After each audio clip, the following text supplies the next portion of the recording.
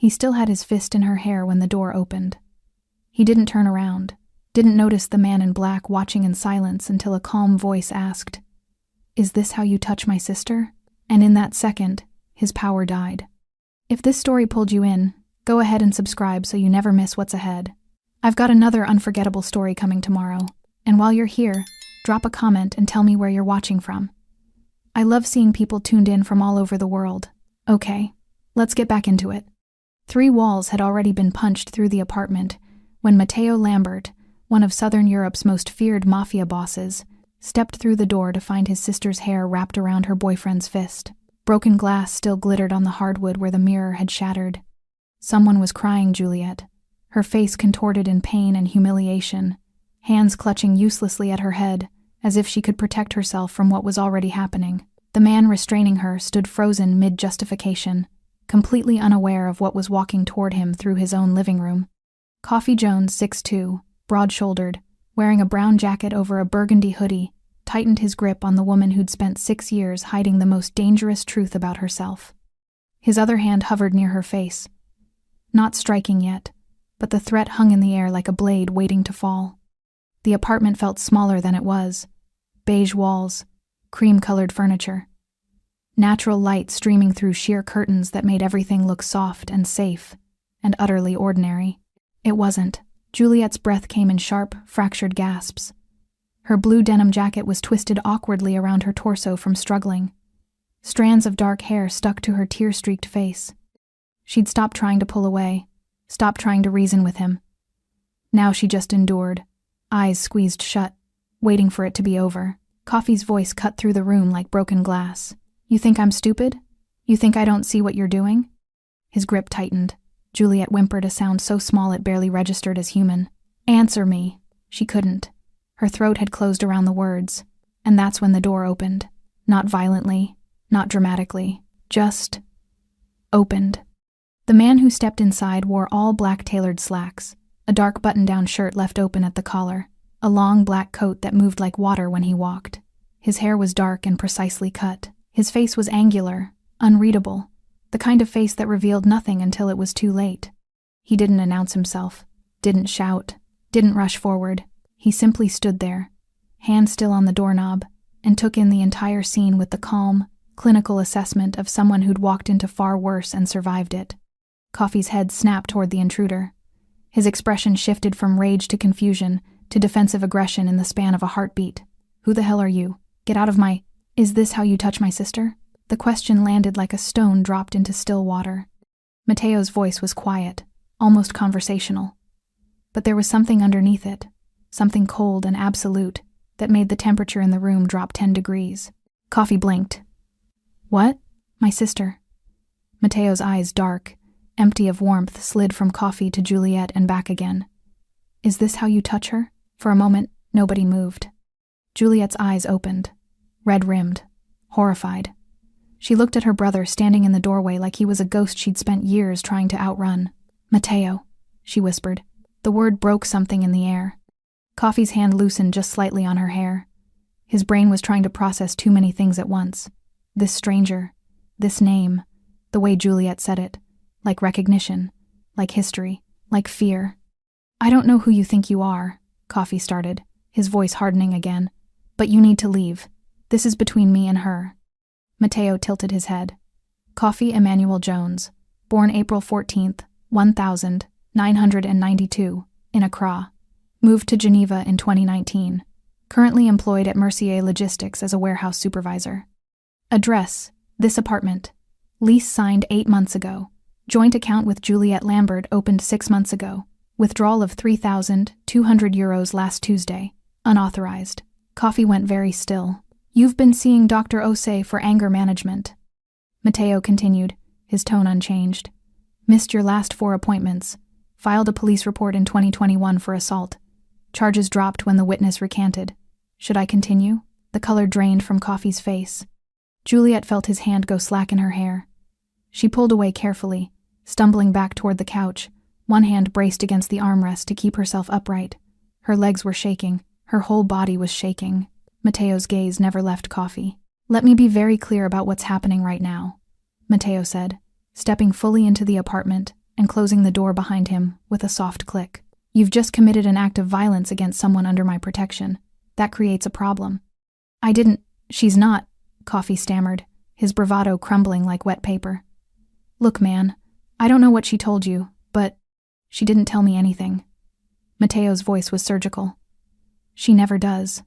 That's why I have people who watch, who report, who let me know when patterns change." Coffee's eyes darted to Juliet. She wouldn't look at him. Couldn't. "Juliet," Coffee tried, his voice shifting to something that might have been pleading. Tell him this is just a misunderstanding." She didn't speak. Mateo moved closer. Not quickly. Each step measured, deliberate. He stopped 3 feet away from Coffee, close enough to be a threat, far enough to look patient. "I'm going to give you one opportunity," Mateo said, "to explain to me why I shouldn't make you disappear." The words hung in the air like a noose. Coffee opened his mouth, closed it. His hands, those same hands that had been so sure of their power 60 seconds ago, trembled at his sides. From the corner of the room, Juliet watched her 2 worlds collide. The life she'd built, the life she'd abandoned, both converging in a moment she'd spent 6 years praying would never come. Mateo glanced at her, just once, just long enough to see the welts forming on her wrists, the red marks on her scalp, the way she held herself like something already broken. When he looked back at Coffee, his expression hadn't changed, but the room felt different, smaller, colder, final. "Please," Coffee whispered. Mateo reached into his coat pocket and pulled out his phone. He dialed. The call connected on the first ring. "I need a cleanup team," Mateo said quietly. "Residential. 1 removal. No complications." He ended the call, and then he waited. Juliet was 9 years old the first time she saw her brother kill someone. Not with his hands, not with a gun, just with a phone call. The same kind of phone call he'd just made 60 seconds ago in her apartment while Coffee stood there, trembling. She'd been hiding behind the door of Mateo's study in their childhood home, a sprawling villa outside Lyon that smelled like old wood and expensive cigars. She wasn't supposed to be there, wasn't supposed to see. But children have a way of witnessing the things adults work hardest to hide. Mateo had been 23 then, already running parts of their father's operation, already feared. The man kneeling in front of him had been crying, begging, making promises he'd never have the chance to keep. Mateo listened to all of it with the same expression he wore, now patient, empty, final. Then he made a call. Then the man was gone. Juliet never asked what happened. She already knew. You didn't beg Mateo Lambert for mercy and walk away to tell the story. That night, she'd crawled into bed and decided something that would shape the next 17 years of her life. She would never become someone who needed that kind of protection. She would never be the reason someone knelt and begged. She would disappear. It took her until she was 18 to actually do it. Their father had died when she was 15, a heart attack, they said, though Juliet suspected Mateo's enemies had more creative methods than most people assumed. After the funeral, Mateo became something more than her brother. He became a wall between her and a world that wanted to devour anything connected to the Lambert name. He hired bodyguards she never saw but always felt. He vetted her friends, her teachers, her routes to school. He controlled everything, because control was the only language he understood, and Juliet suffocated under it. She didn't hate him. That was the terrible part. She loved him. Loved the brother who used to read her bedtime stories before the empire swallowed him whole. Loved the man who still remembered her birthday even when he was negotiating deals that moved millions across borders. But love and freedom were not the same thing. So on a Tuesday morning in March, 3 weeks after her 18th birthday, Juliet Lambert walked out of the villa with a single backpack, a fake passport, and 30,000 euros she'd been saving since she was 14. She left no note, no goodbye, just absence. She knew Mateo would look for her, knew he had the resources to find her if he truly wanted to, but she also knew her brother well enough to understand this. If she ran far enough, quietly enough, if she became nobody in a world that only noticed power, he might let her go. Not because he didn't care, because he cared too much. For 6 years, Juliet built a life out of invisibility. She moved through Europe like a ghost. Vienna, Prague, Amsterdam, finally Geneva. She used different names, worked cash jobs, rented apartments through third parties, avoided cameras, avoided questions, avoided anything that might send up a flag in whatever systems Mateo was monitoring. She became a waitress, a bookstore clerk, a dog walker, normal jobs, forgettable jobs. Jobs where nobody asked about your last name or why you paid rent 3 months in advance.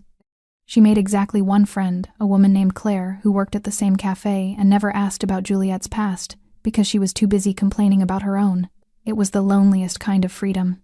Some nights, Juliet would lie awake in cheap apartments and wonder if Matteo knew where she was. If he was watching from a distance, letting her play at independence, while keeping her safe from threats she'd never see coming. Other nights, she convinced herself he'd moved on, built his empire higher, forgotten the little sister who chose ordinary over blood. Both possibilities hurt equally. She met Coffee on a Sunday in October. He'd smiled at her in a bookstore, easy, confident, warm, in a way that made her feel seen after years of practicing invisibility. They talked about novels neither of them had read. He made her laugh, asked for her number without pressure. Their first date was coffee that turned into dinner, that turned into walking through Geneva until the streetlights came on. He was charming, attentive. He asked questions about her day and actually listened to the answers. He didn't push when she was vague about her past, didn't demand explanations for why she never posted photos online, or why she always paid in cash. For 3 months, it was perfect. For 3 months, Juliet let herself believe she could have this something normal, something hers, something untouched by violence. Then the questions started. Small ones at first. Why don't you ever talk about your family? Where did you say you grew up? Why do you flinch when I raise my voice? Then the comments. You're too friendly with that guy at work. Why do you need your own bank account? I'm just trying to protect you. Then the control. He needed to know where she was, who she was with, why she was late, why she smiled at the barista, why she didn't answer his texts within 5 minutes. The first time he grabbed her wrist, he apologized immediately. Bought her flowers, promised it would never happen again. It happened again. And again, each time followed by apologies, by justifications, by promises that if she just stopped making him so worried, so jealous, so angry, it would stop. Juliet knew what this was. She'd been trained by bodyguards. She'd grown up around men who understood violence as a language. She knew the patterns, knew the escalation, knew exactly where this was headed. But leaving meant answering questions, filing reports, attracting attention. Leaving meant becoming visible, and visibility was the one thing Juliet Lambert could never afford. So she stayed. She made herself smaller, quieter, more careful. She stopped seeing Claire, stopped going to her favorite cafe, stopped doing anything that might trigger Coffee's rage. She survived, until tonight, until Matteo walked through the door and saw what surviving had cost her. Now, standing in her own apartment, while her brother made the kind of phone call that erased people from existence, Juliet felt the weight of 6 years collapse into a single, terrible truth. You could run from blood, but blood always remembered where to find you. Coffee Jones learned early that charm could get you anything violence couldn't. His father taught him that not through words, but through absence. The kind of absence that came from being locked up for putting hands on the wrong person at the wrong time. Coffee was 12 when the prison sentence started. 16 when his father finally got out, older and angrier, and determined to teach his son the lesson he'd learned too late. Never let them see you lose control. Control was currency. Control was power. And Coffee had spent his entire adult life perfecting the art of looking like the kind of man who never needed to raise his voice because everyone already wanted to please him. It worked beautifully, until he met someone who didn't need anything from him. Juliet had been different from the beginning. Most women Coffee dated were easy to read. They wanted something. Security, attention, status, escape from whatever chaos filled their lives.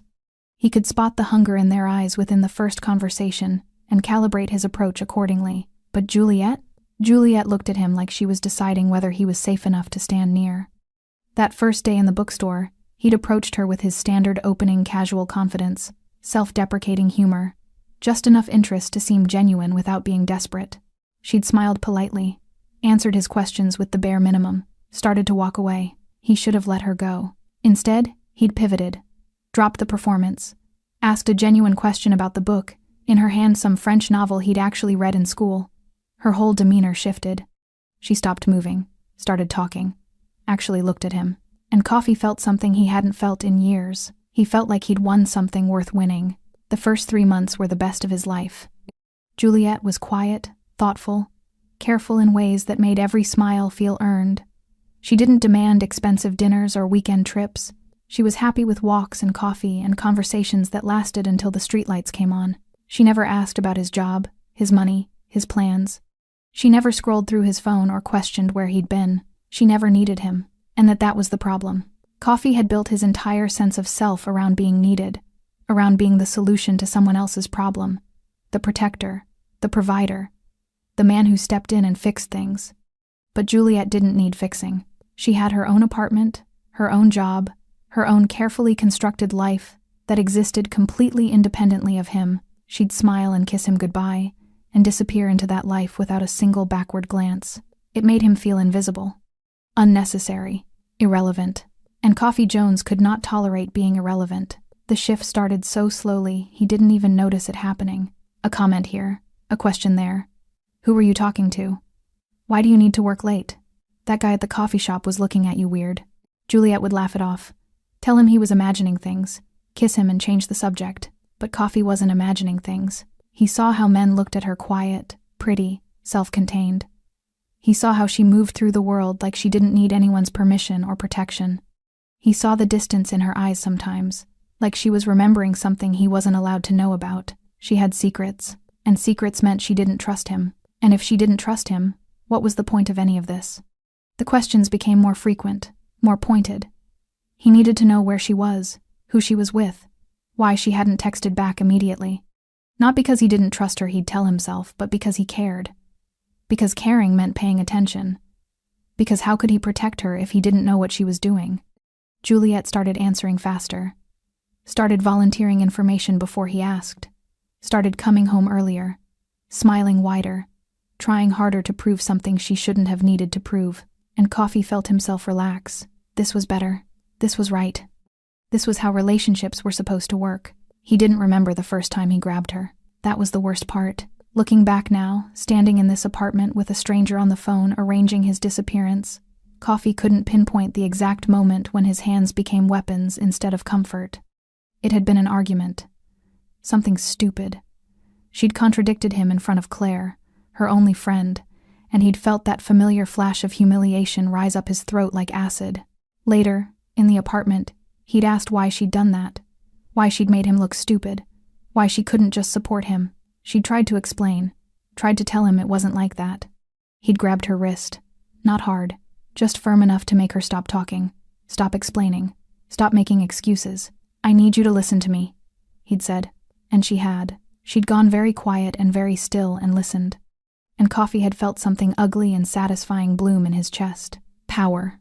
Not the earned kind. Not the kind that came from being better or smarter or more capable. The kind that came from making someone afraid.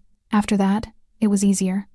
When she stayed out too long, he could grab her arm and pull her close, and feel her heartbeat spike with fear disguised as apology. When she questioned him, he could raise his voice and watch her flinch and know she'd back down. When she made him feel small, he could make her feel smaller. And every time, he told himself it was her fault. That if she just listened, just respected him, just stopped making him so angry he wouldn't have to do this. He apologized, of course, bought flowers, made promises, held her gently, and whispered that he loved her, and this would never happen again, until it did, again, and again. And somewhere in the back of his mind, Coffee knew he was becoming his father. Knew he was following the same script that ended in prison cells and broken families and children who grew up afraid of their own anger. But knowing and stopping were not the same thing. Tonight had been different. Tonight she'd come home late. No explanation, no text. Just walked in like she had the right to disappear without permission. And something in Coffee had snapped. Not loudly. Not dramatically. Just snapped. He'd cornered her, demanded answers, grabbed her hair when she tried to turn away. He was going to make her understand. Going to make her see what she was doing to him. The door had opened, and now Coffee stood frozen in his own apartment, watching a man in black make a phone call that would erase him, and finally understood the truth his father learned too late. Control was never real. It was always just borrowed time before someone stronger took it away. Mateo Lambert had learned to read patterns the way other people read books. A missed phone call, a delayed email response, a purchase made at an unusual time in an unusual place.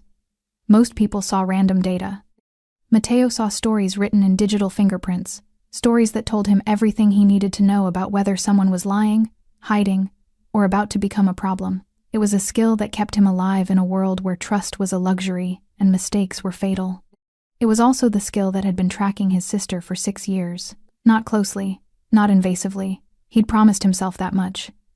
Juliet wanted freedom, wanted distance, wanted a life that didn't smell like gun oil and blood money. He understood that, respected it even. But understanding didn't mean abandoning, so Mateo had built a system quiet, passive, nearly invisible. Financial monitoring on accounts she thought were anonymous. Facial recognition alerts in cities where she might surface. Keywords flagged in databases across a dozen countries. He never intervened, never made contact, never let her know he was watching. He just watched. And for 6 years, the data told him a consistent story. Juliet was surviving, working, moving, staying invisible, staying safe, until 3 months ago. The first anomaly had been small. A joint bank account opened in Geneva. Unusual, but not alarming.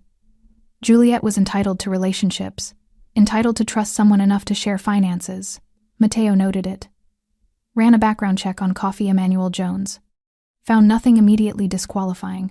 No criminal record beyond a single assault charge that had been dropped. Standard employment history. No flags in any intelligence databases. He filed it away and continued monitoring. The second anomaly came 5 weeks later. Juliet's spending patterns changed. She stopped going to her favorite bookstore, stopped meeting her friend Claire for coffee on Thursdays. Her grocery purchases shrank, fewer ingredients, more prepared meals, the kind of shift that suggested someone eating alone, even when they weren't living alone. Still not definitive. Relationships changed routines.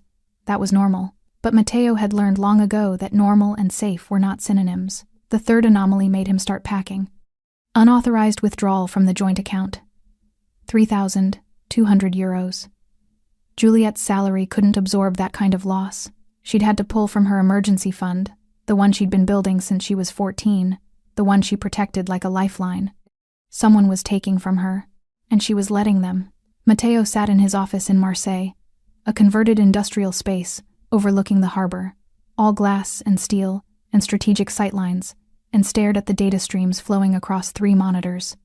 His second in command, a sharp-eyed woman named Inez, stood in the doorway.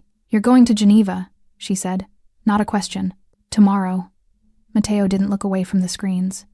"I need you to run the Italian shipment while I'm gone. How long? However long it takes." Inez moved closer, arms crossed. She'd worked for Mateo for 7 years, knew him well enough to read the tension in his shoulders, the way his jaw tightened when he was trying to stay rational about something deeply personal. "What did you find?" she asked quietly. Mateo pulled up a financial graph, showed her the withdrawal patterns, the spending changes, the geographic data that showed Juliet's movements becoming smaller, more constrained, more predictable. "Someone's isolating her," he said. "Could be normal relationship stuff." "Could be." Mateo closed the laptop. "But Juliet doesn't do normal. She does careful. She does controlled. She doesn't let people close enough to change her patterns this dramatically unless something's wrong." Inez studied him for a long moment. "You haven't seen her in 6 years. I know. She ran from you, from this life. I know. Going there might push her further away." Mateo stood, buttoning his suit jacket with the precise, economical movements of someone who'd learned to control every gesture. "If I'm wrong, she can tell me to leave. If I'm right." He didn't finish the sentence. He didn't need to. Mateo arrived in Geneva on a Wednesday. He didn't go to Juliet's apartment immediately. That would be crossing a line he wasn't ready to cross yet, the line between protective surveillance and active interference. Instead, he watched. He sat in cafes across from her workplace and observed her arriving 15 minutes early, leaving exactly on time, never stopping to talk to coworkers. He followed her to the grocery store and watched her buy enough food for one person, even though she supposedly lived with someone. He noted the way she kept her head down, the way she moved through crowds like she was trying not to be noticed, the way she checked her phone obsessively, responding to messages within seconds like she was afraid of what would happen if she didn't. None of it was proof. All of it was pattern. And Mateo had built an empire on trusting patterns. On the 3rd day, he saw Coffee. The man was waiting outside Juliet's work when her shift ended. Tall, confident posture, dressed casually in a brown jacket and burgundy hoodie. He smiled when Juliet approached, but it didn't reach his eyes. Mateo watched from across the street as they talked. Watched Coffee's hand settle on Juliet's lower back, possessive, controlling. Watched Juliet's shoulders curve inward slightly, making herself smaller. Watched Coffee lean in and say something that made Juliet nod quickly, agreeing to something she clearly didn't want to agree to. It was a 30-second interaction. It told Mateo everything. He'd planned to wait, to gather more information, to approach Juliet carefully, privately, give her space to explain or deny, or tell him to go to hell if that's what she needed. But that night, sitting in a hotel room across the city, Mateo received an alert. Emergency flagged keyword, domestic disturbance, raised voices, neighbors reporting sounds of a struggle. Address, Juliet's apartment. He was in his car before the second alert came through. He was breaking traffic laws before the third. And by the time he reached the building, took the stairs 2 at a time, he heard the muffled sounds of crying and shouting through the door. By the time he pushed that door open and saw his sister on her knees, with another man's hand tangled in her hair, Mateo wasn't thinking about patterns anymore. He wasn't thinking about strategy or consequences or the promise he'd made to let Juliet live her own life. He was thinking about the 9-year-old girl who used to hide behind his office door, the 18-year-old who ran because she loved him too much to watch what he was becoming, the sister he'd failed to protect by giving her exactly what she asked for: distance, freedom, the illusion that she could ever be safe without him. He'd been wrong, and Coffee Jones was about to pay the price for that mistake. The argument started over nothing. That was always how it started. Something small, something that shouldn't matter, something that in a healthy relationship would be a conversation, maybe a minor disagreement, and then forgotten by morning. But Coffee and Juliet hadn't had a healthy relationship in months. She'd been late coming home from work, 23 minutes late. Traffic had been worse than usual, a tram delay, the kind of thing that happened in any city on any Wednesday evening. She'd texted him, explained, apologized even though she had nothing to apologize for. It hadn't been enough. Coffee was waiting by the door when she walked in, arms crossed, face set in that expression she'd learned to recognize, the one that meant he'd been building a case against her in his mind for the past half hour, collecting evidence for crimes she didn't know she'd committed. 23 minutes, he said. No hello, no how was your day, just accusation. I texted you, Juliet said quietly, setting her bag down carefully. Everything had to be careful now. Every movement measured to avoid triggering whatever storm was already forming. The tram was delayed. There was an accident on. You could have called. I was on the tram. I didn't want to disturb the other. You didn't want to talk to me. Kofi moved closer. That's what you mean. You didn't want to hear my voice. You wanted to stay out there, doing whatever you were actually doing, without me checking on you. Juliet's chest tightened. This script was familiar. She knew all the lines, all the beats, all the ways it would escalate no matter what she said. I wasn't doing anything, she said. I was working. Then I came straight home, like always. Like always? Coffee laughed sharp, bitter. You've been different lately. Distant, like you're hiding something. I'm not. Who is he? The question landed like a slap. Juliet stared at him. What? You heard me. Coffee was close enough now that she could smell the coffee on his breath, see the vein pulsing in his temple. Who is he? There's no one, Coffee. There's never been anyone but... Don't lie to me. His voice cracked across the apartment like a whip. I see the way you look at your phone, the way you smile at messages you think I don't notice, the way you turn away when I try to touch you. Because you grab me, Juliet said before she could stop herself. Because you hurt me. The silence that followed was deafening. Coffee's expression shifted through a dozen emotions in 3 seconds. Shock, denial, rage, justification. He settled on indignation. I hurt you? His voice dropped dangerously low. I protect you. I care about you. I try to build a life with you, and this is what I get? Accusations? Disrespect? I didn't mean... You never mean anything. Coffee grabbed her wrist. Not hard enough to bruise. Not yet. Just hard enough to make a point. You just say whatever you think will make me the bad guy. Juliet tried to pull away. His grip tightened. Let go. Not until you tell me the truth. I am telling you the truth. Her voice was shaking now, fear and frustration bleeding together. There's no one else. There's nothing to tell. Please just... Please what? Coffee jerked her closer. Please believe your lies? Please ignore that you're turning into someone I don't even recognize? You're the one who changed. The words burst out before Juliet could swallow them back. You used to be kind. You used to listen. Now you just... His other hand shot out and grabbed her hair. Not gently. Not accidentally. Deliberately. Juliet cried out pain and shock, and the terrible realization that this was worse than before. This was different. This was the moment she'd been dreading since the first time his hand had curled into a fist. This was the line being crossed. Don't you dare blame me for what you made me become, Coffee hissed. His face was inches from hers, twisted with rage that had been building for weeks, months, maybe his entire life. You did this. Your secrets, your distance, your refusal to just be honest with me.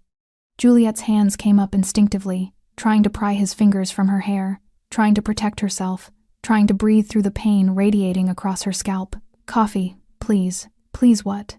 Please stop caring? Please stop trying? Please just let you do whatever you want without consequences? He yanked harder. Juliet stumbled, her knees hitting the hardwood floor. The impact sent shockwaves up her legs. Tears spilled hot and fast down her cheeks. This was it. This was the moment her life had been building toward since the day she ran from Mateo. She'd thought she could escape violence by choosing ordinary, thought she could outrun her past by building a future with someone who had nothing to do with the criminal world. She'd been wrong. Violence didn't need a criminal empire to flourish. It grew just fine in ordinary apartments with ordinary men, who learned that power felt good when you had none anywhere else. Answer me. Coffee's voice was breaking now, rage and desperation mixing into something unrecognizable. Tell me what you're hiding. Nothing, Juliet sobbed. I'm not hiding anything. But she was. She'd been hiding for 6 years.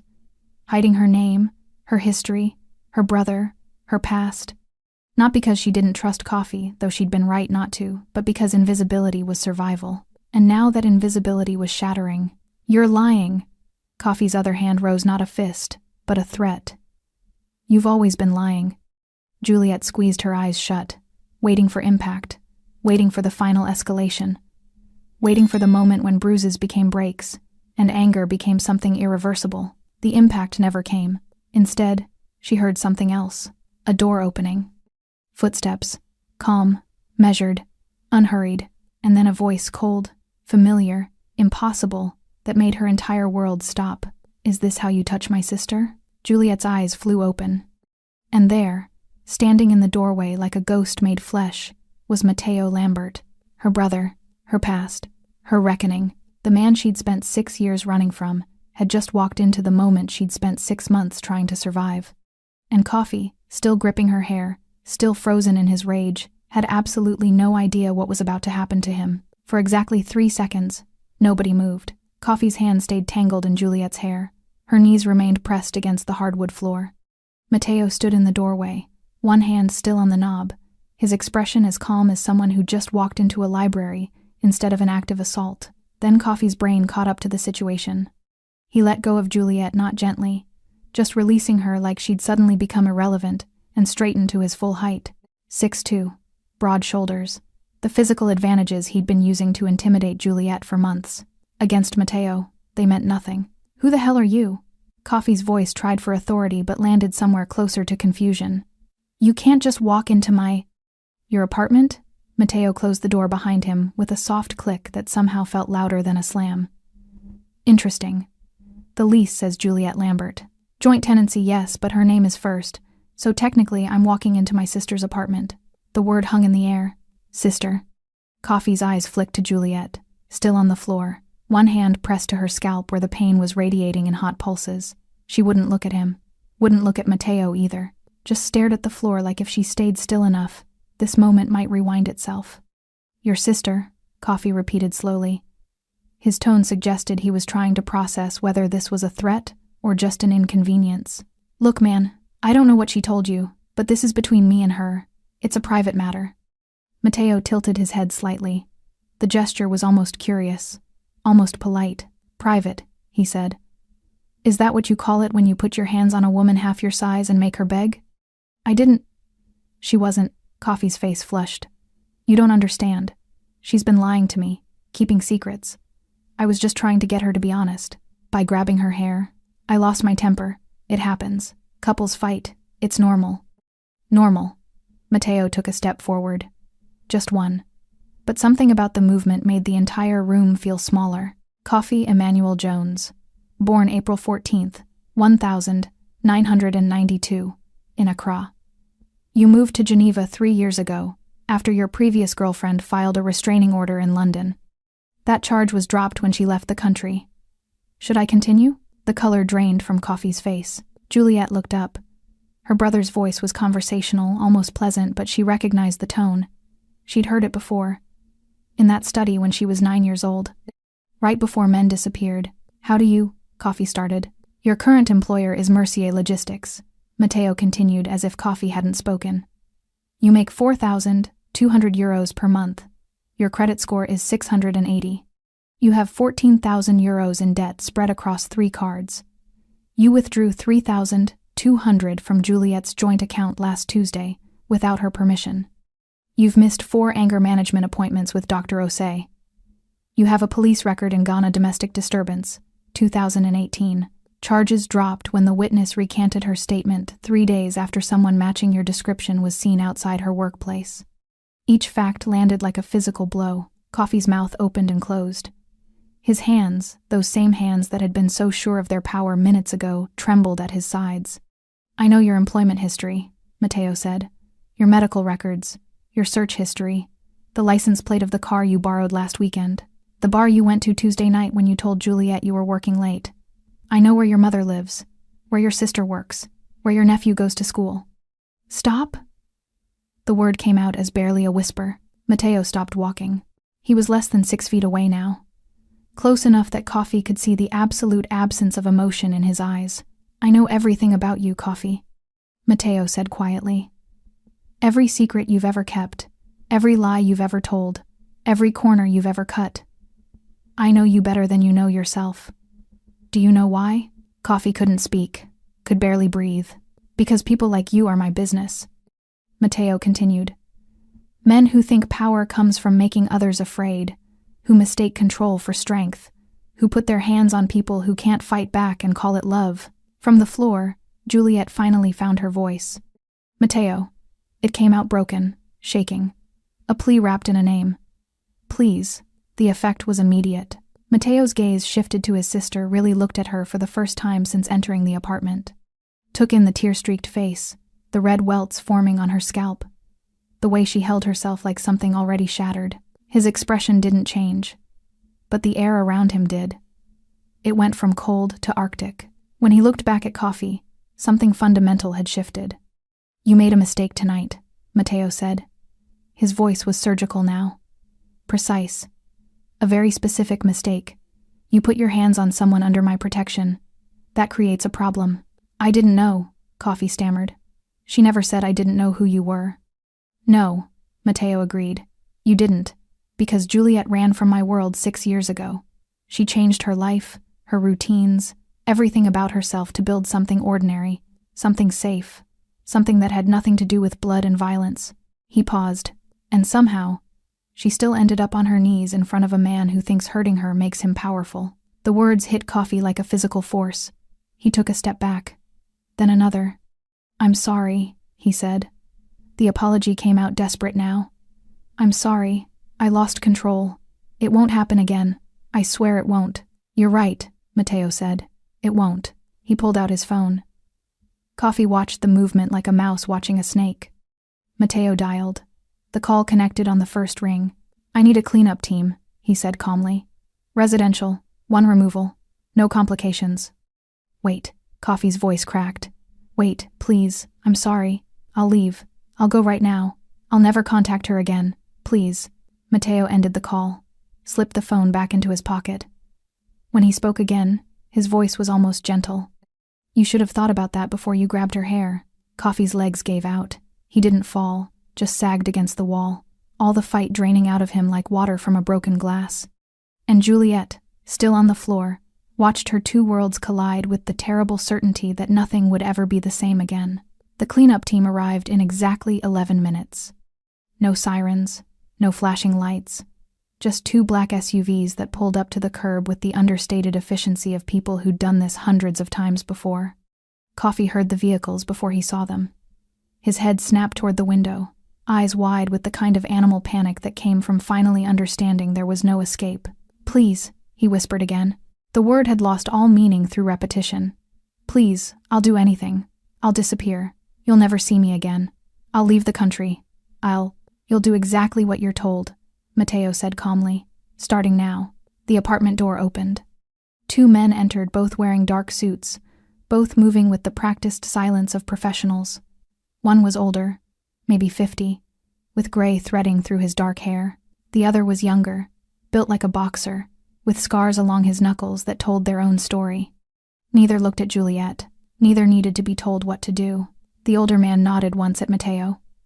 "Sir, take him," Mateo said. Quietly. "No scene. The neighbors have already heard enough tonight." "Understood." Coffee pushed himself off the wall, hands raised like he was being arrested. "Where are you taking me? What are you going to—" "That depends entirely on you," Mateo interrupted. He moved to stand between Coffee and Juliet, not protectively, just conclusively, like he was closing a door on a chapter that was already finished. "You're going to leave this apartment. You're going to leave this city. You're going to disappear so completely that Juliet Lambert becomes a name you can't even remember." "Okay, yes, I can do that." The words tumbled out desperately. "I'll go tonight. Right now. I'll pack and—" "You're not packing anything," the younger man said. His voice was flat, bored almost. "You're leaving with what you're wearing. Everything else stays." Coffee's face went white. "My clothes, my papers, my clothes." "Will be dealt with," Mateo said. "You'll receive your documents and enough money to start over somewhere far from here. In exchange, you'll sign papers that transfer any claim on this apartment, the joint account, and anything else connecting you to Juliet. You'll never contact her again, never speak her name, never even think about coming back. And if I don't?" The question was asked quietly, almost hypothetically. Mateo's expression didn't change. "Then we moved to less pleasant solutions." The weight of those words settled over the room like snow, cold, silent, absolute. Coffee looked at the 2 men flanking him. Looked at Mateo standing there with his hands in his pockets like they were discussing the weather. Looked at Juliet still on the floor, finally watching now, her face unreadable. "This isn't legal," Coffee said weakly. "You can't just—" "Legal." Mateo's smile was thin, humorless. "You grabbed my sister by the hair in her own home and made her beg for mercy. You stole from her, isolated her, spent months systematically destroying her sense of safety. And you want to talk to me about legal?" He took a step closer. "Here's what's legal, Coffee. Legal is Juliet going to the police, filing a report, showing them the bruises on her wrists, the welts on her scalp, testifying about months of abuse. Legal is you going to prison for assault, theft, harassment. Legal is your name in the papers, your family finding out what kind of man you are, your future employers seeing your record." Mateo paused. "What I'm offering you is better than legal. I'm offering you invisibility, a chance to disappear before consequences catch up. Most men don't get that option." Coffee's jaw worked. His eyes darted between the men, the door, Juliet looking for any exit, any argument, any way out that didn't involve complete surrender. There wasn't one. "Okay," he said finally. The word came out broken, defeated. "Okay, I'll go. I'll sign whatever you want. Just don't hurt me." "That depends on you," Mateo repeated. "My men will take you somewhere secure. You'll sign documents. You'll provide information we need to ensure you stay gone. If you cooperate, you'll walk away with enough money to start over, and a lesson about what happens when you touch the wrong person. And if I don't cooperate?" Mateo's eyes went dead. "Then you become a cautionary tale." The older man moved forward, one hand settling on Coffee's shoulder, not violent, just firm, guiding. "Let's go." Coffee let himself be led toward the door. He moved like a sleepwalker. All the fight drained out of him, replaced by numb compliance. At the threshold he stopped, turned back one last time. "Juliet." "Don't." Mateo's voice cut through whatever apology or justification Coffee had been preparing. "Don't say her name. Don't look at her. Don't even think about her. You lost that right the moment you decided violence was love." Coffee's mouth closed, his shoulders sagged, and then he was gone. The door clicked shut. The sound of footsteps faded down the hallway. The building returned to silence. For a long moment, neither Mateo nor Juliet moved. The apartment felt enormous, suddenly. Empty in a way that had nothing to do with Coffee's absence and everything to do with the weight of what had just happened. Finally, Mateo crossed the room, He didn't rush, didn't make a show of concern, just moved with quiet purpose until he was kneeling in front of his sister, eye level, not boss to subordinate, not protector to victim, brother to sister. "Juliet," he said softly. She looked at him, really looked at him for the first time in 6 years. He was older, harder around the edges.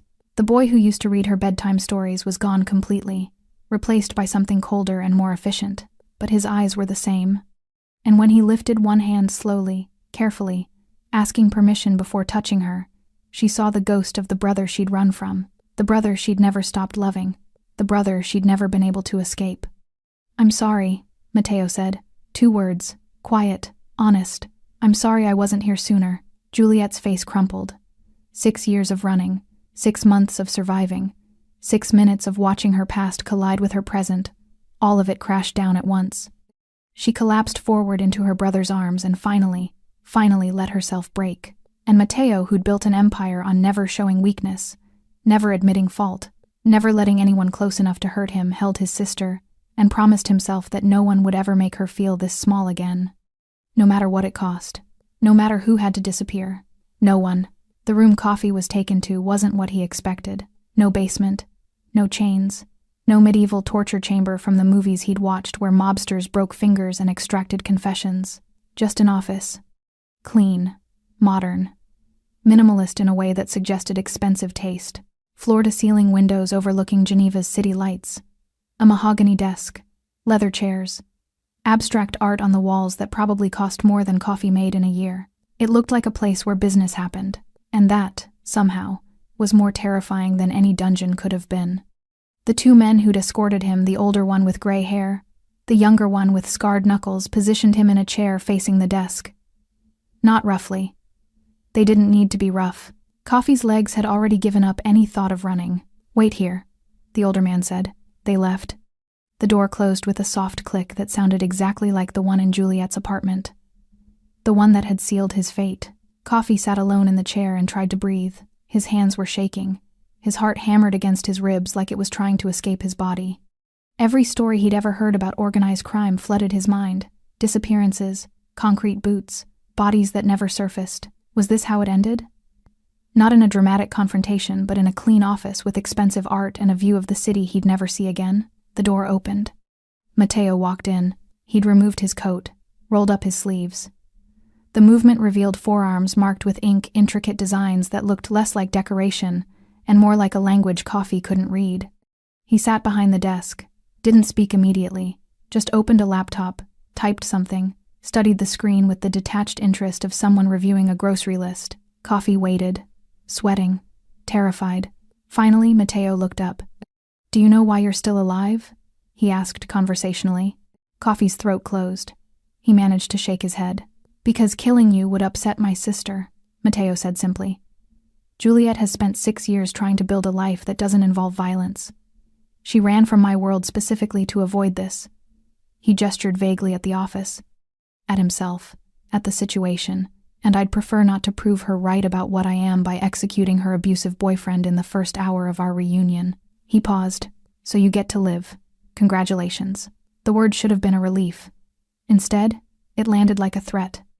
"Thank you," Coffee whispered. "Don't thank me yet." Matteo turned the laptop around. The screen showed a document-dense legal text, multiple pages. "This is a contract. You're going to sign it. Do you know what it says?" Coffee stared at the words. They blurred together.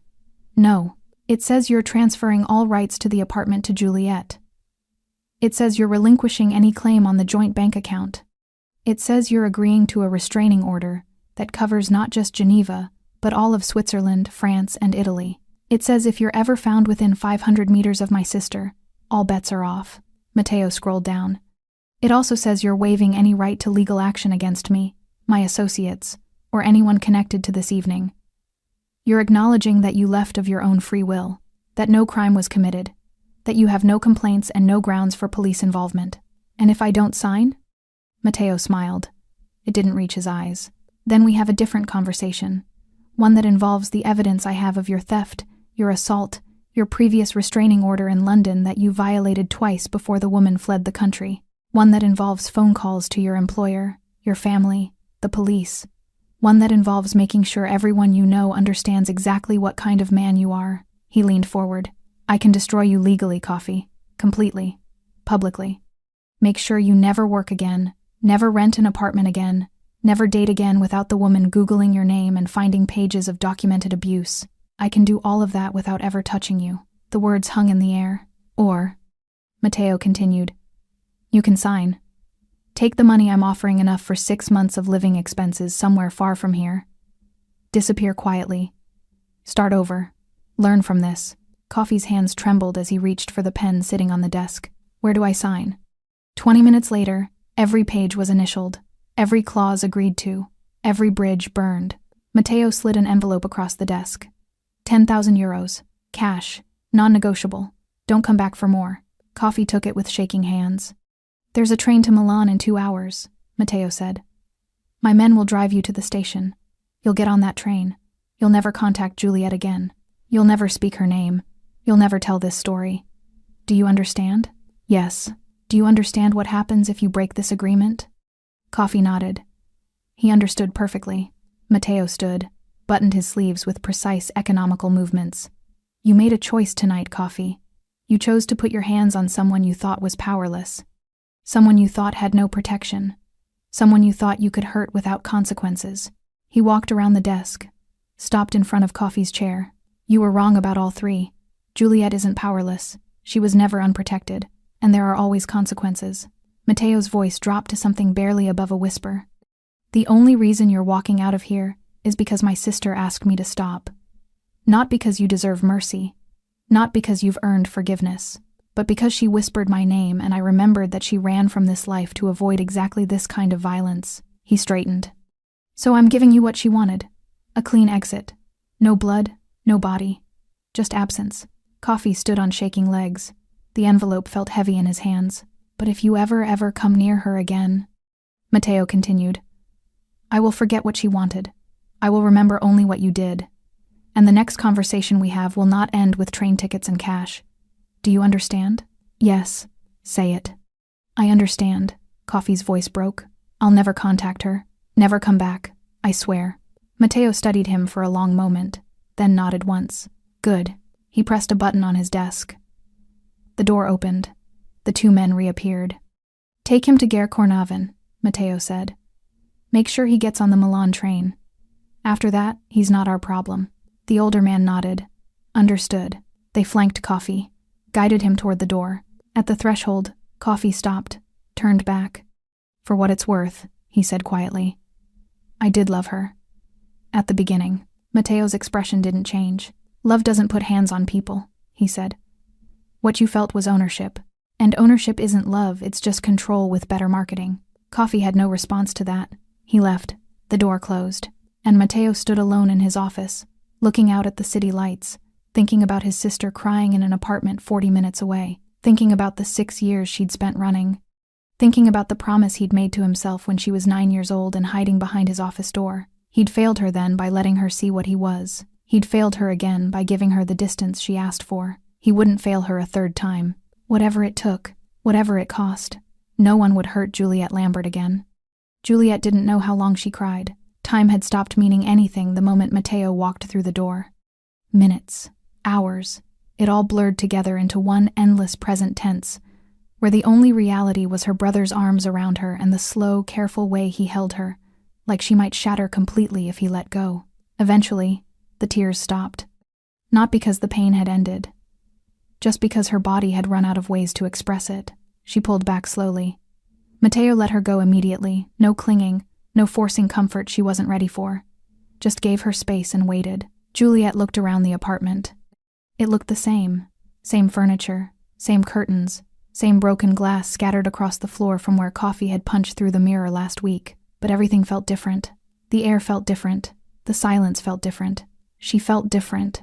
He's gone? Her voice came out rough, raw from crying. Yes. Where? Milan. Then wherever he decides to run after that.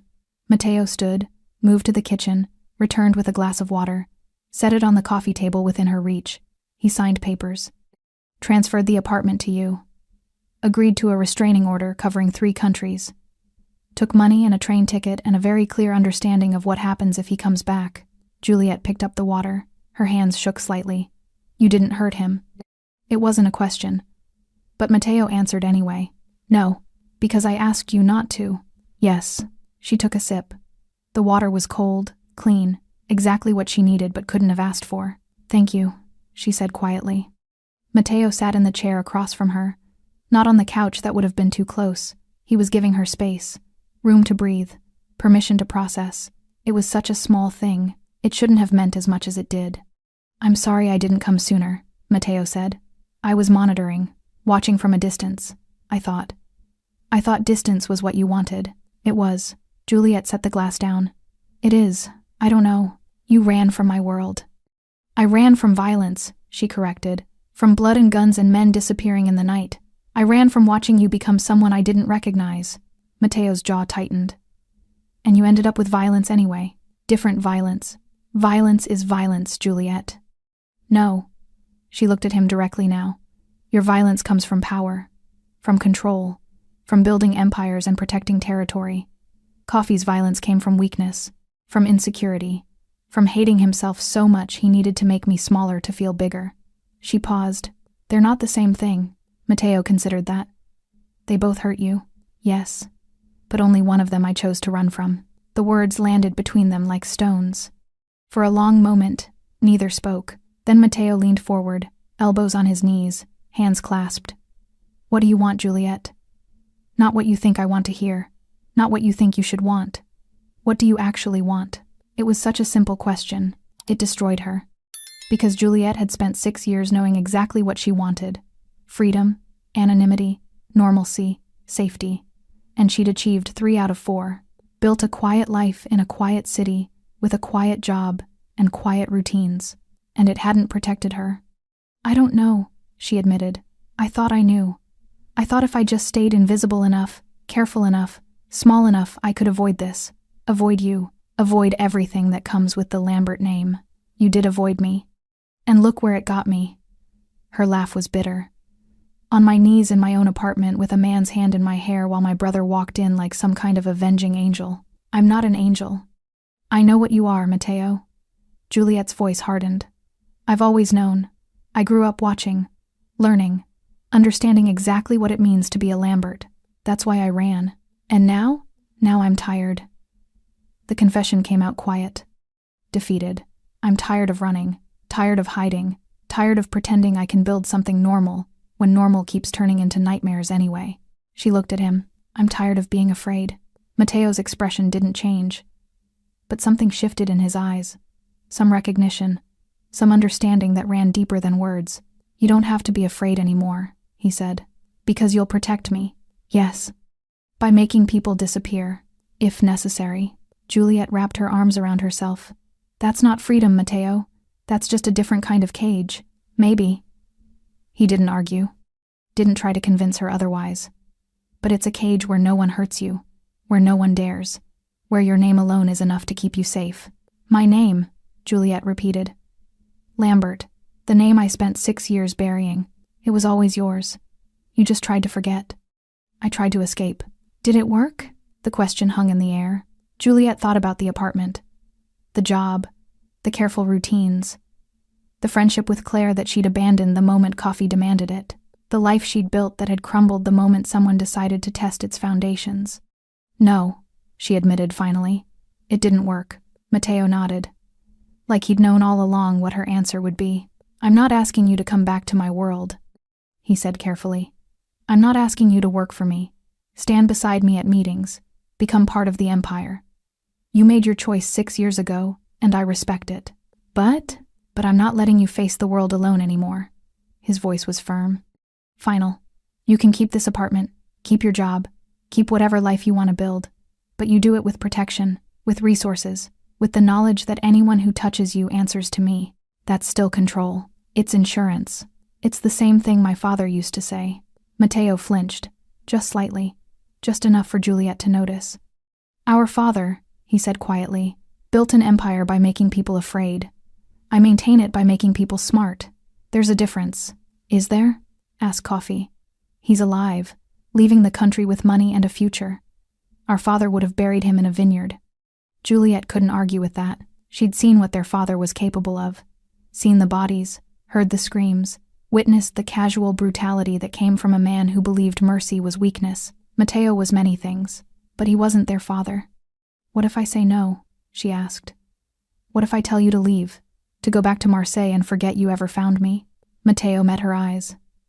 "Then I leave, and I go back to watching from a distance. And I pray that next time something happens, I see the warning signs faster." "There won't be a next time. You can't promise that. Neither can you." "No," Matteo agreed, "but I can make it significantly less likely."